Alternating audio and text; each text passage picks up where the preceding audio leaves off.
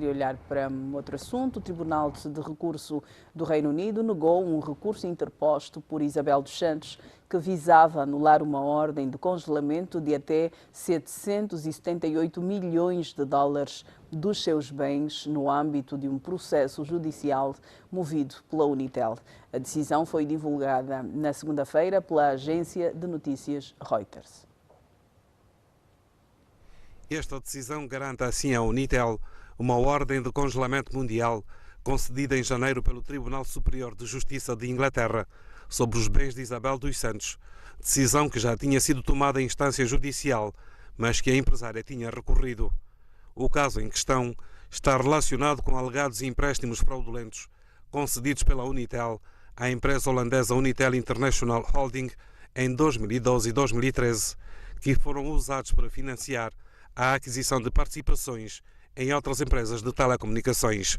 Na época, Isabel dos Santos era diretora da Unitel e proprietária da Unitel International Holding, que apesar do nome, não tinha ligação direta com a operadora angolana. A empresária perdeu o controle da Unitel em 2020, mas ainda detém a totalidade da Unitel International Holding. Em dezembro do ano passado, o juiz Robert Bright, do Supremo Tribunal Comercial de Londres, emitiu uma ordem de congelamento mundial dos bens de Isabel.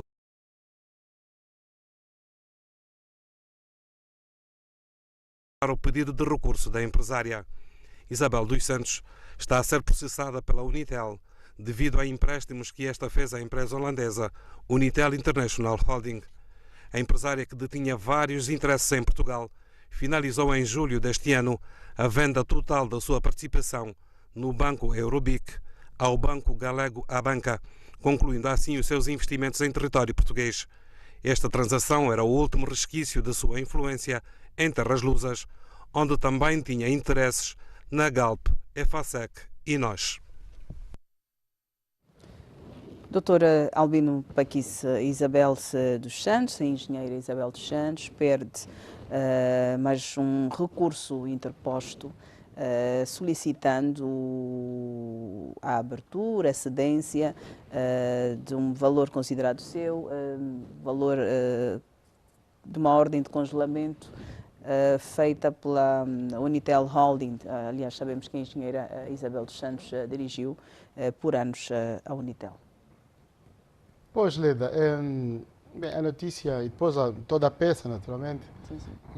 Onde entra também o Eurobic, onde muito rapidamente falando se faz referência que Efacec, sim, depois agora, foram vendidos. Sim, esta ordem de congelamento dada pela Unitel angolana, porque a holding, de facto, a Isabel dos Santos pedia à Unitel angolana empréstimos para constituir essas empresas lá no estrangeiro. Eu, sobre esta matéria, diria o seguinte: se este congelamento, se a recusa deste congelamento é para se reverter para a Unitel angolana, eu penso que sim, é uma boa decisão tomada pelo Tribunal, no sentido de que estes bens adquiridos, portanto, com proventos vindos em primeira mão da Unitel, voltem para Angola e voltem certamente para a Unitel, para fortalecer a Unitel. Primeiro ponto. O segundo ponto, eu tenho entendido, Leda, que nós temos que ter alguma capacidade de perceber que qualquer um dos investidores que está neste momento no estrangeiro, e muitos deles instalados no estrangeiro que não podem entrar para o nosso país, quando os bens são congelados em nome, daquela ordem financeira ou daquele país, esse dinheiro fica lá. E se este dinheiro fica lá, naquele país, como aconteceu com a Efacec, quem perde não é a Isabel dos Santos. Nós não podemos estar aqui contentes e felizes porque quem perde não é a Isabel dos Santos.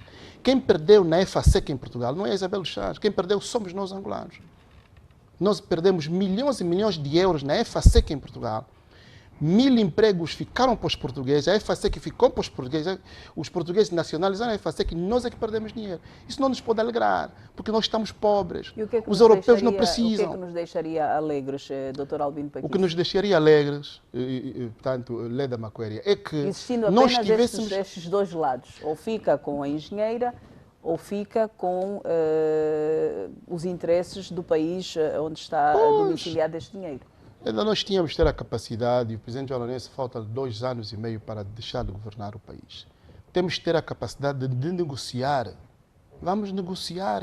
Mas já se disse várias vezes publicamente que se tentou negociar com a engenheira Isabel e que não há este contacto. Embora também, em algumas entrevistas, a engenheira Isabel tenha diz que dito nunca que foi não foi contactada. contactada. Nunca foi contactada. Portanto, não foi contactada para esta negociação. A Isabel diz que nunca foi contactada. Mas vimos autoridades angolanas dizerem que já se tentou fazer este contacto, já se dirigiram àquilo que era a residência da engenheira Isabel em Angola, foram feitos contactos até com os seus advogados e que não houve resposta. Leda, os bens angolanos, portanto, domiciliados no exterior, podem ser recuperados através, portanto, de serviços.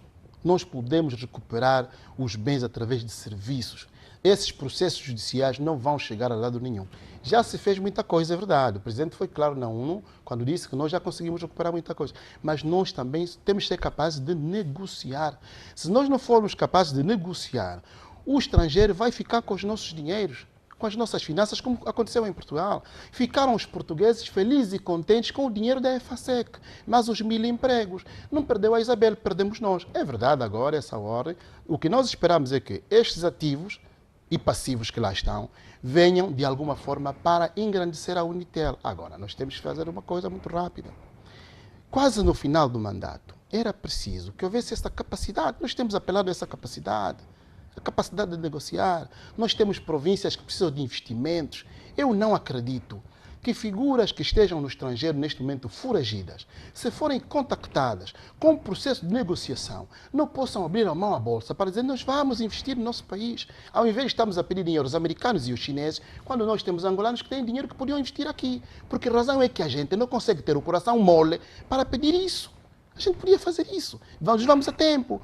Dr. José Fernandes não está de acordo com o que eu estou a dizer, mas nós vamos a tempo de fazer isso. Porque todos aqueles que tentaram combater a corrupção, como nós estamos a fazer, chega-se no final de mandato e não se tem o resultado que se deseja. A engenheira Isabel dos Santos e outras figuras que eu não vou citar, têm dinheiro, são muito poderosas. Estão a se passear pelo Dubai. Quem é que os apanha no Dubai? Estão a se passear pelo Dubai. Felizes e contentes. Qualquer pessoa que tiver um TikTok percebe que a engenheira anda lá feliz e contente, a viver a sua vida, que não é vidinha, é vida. Vive a sua vida com dinheiro na Rússia, com dinheiro onde quiser. Quer dizer, estas pessoas, nós temos que negociar com eles. Vamos negociar. Nós vamos a tempo de negociar. Senão, pronto, ficamos por isto. É o comentário que eu tinha a fazer sobre essa matéria. Obrigada, Dr. Albino Paquice. Dr. José Fernandes, quero ouvir também o seu comentário. Sim, Leda, eu acho que nenhum cidadão, por mais poderoso que seja, pode subalternizar o Estado, o governo. Isso é impossível.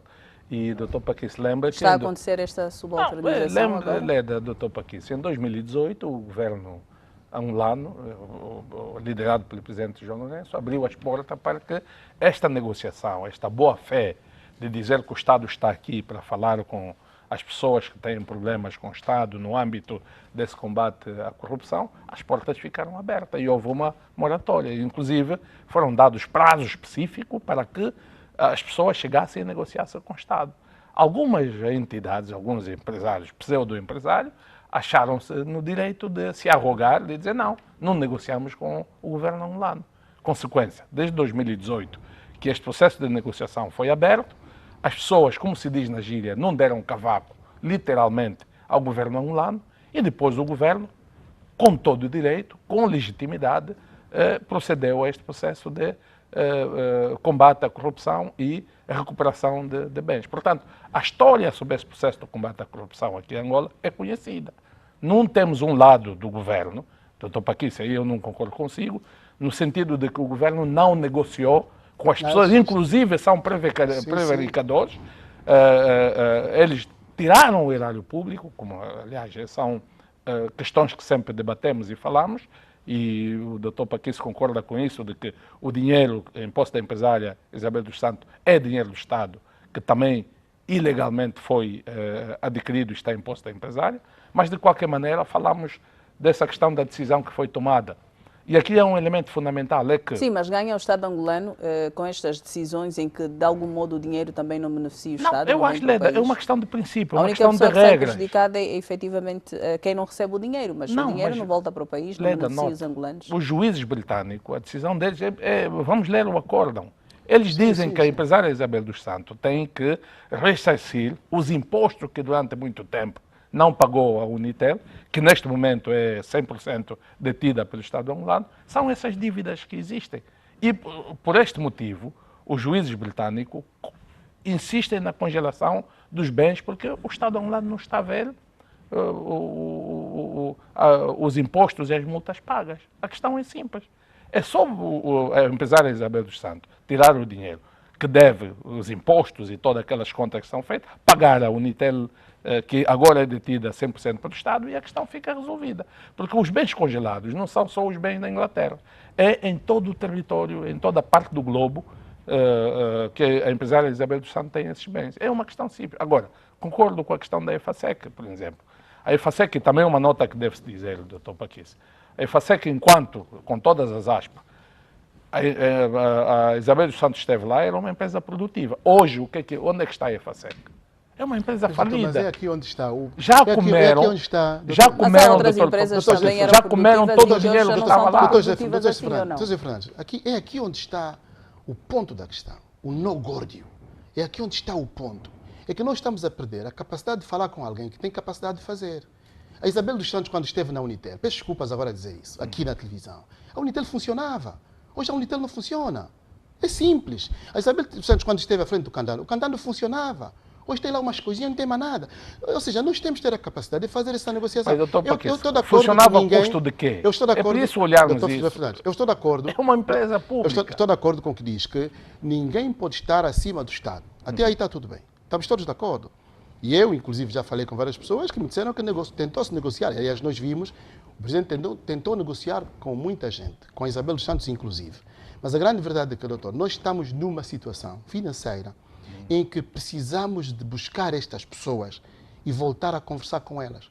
Porque se no princípio o Estado angolano e o governo angolano, liderado pelo partido MPLA, aceitasse a proposta da UNITA, nós não estaríamos nesta condição. Doutor, porque se deixa fazer uma analogia. Ali, doutor, porque fica satisfeito que eu tenho uma empresa a funcionar e depois não pago imposto ao Estado. E você diz que eu sou bom empresário, deixa-me só terminar isto.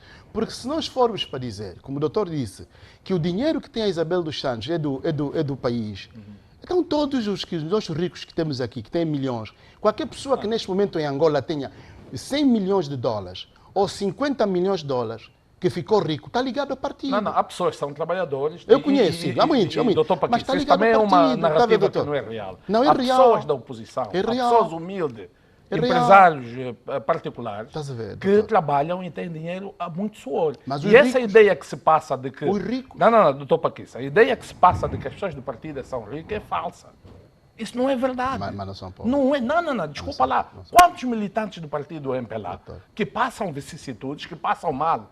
Não vamos colar isso ao partido MPLA. O MPLA, o cidadão da UNITA, da FENELAD, são todos cidadãos lá. Passam as mesmas dificuldades que qualquer cidadão passa. Estamos só a alongar uma conversa que não é própria. Não, doutor Paquice, a ideia que tentamos passar de que basta ser militante do MPLA, você já vive bem, é mentira.